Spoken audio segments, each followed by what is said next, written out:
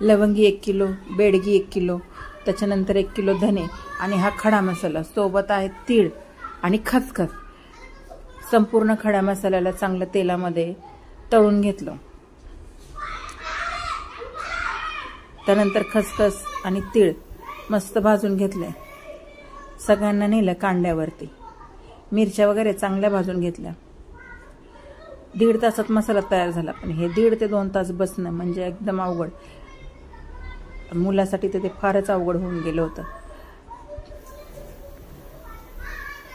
हे सगळे टाकायचंय आता कुटण्यासाठी.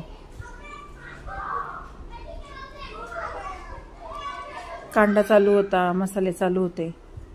पटापटा पटापटा मसाले कांड्यावरती बारीक झाले. दादांनी ते चाळून घेतले.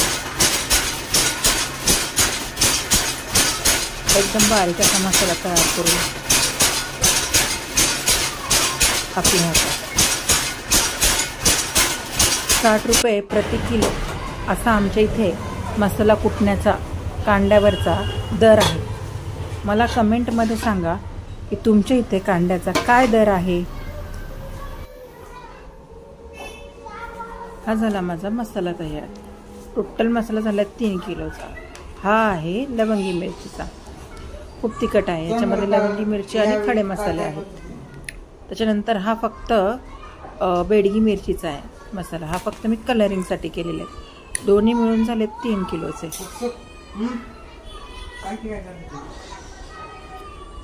फायनली मसाले तयार झाले. पण मसाले करता करता पावसाळा आला.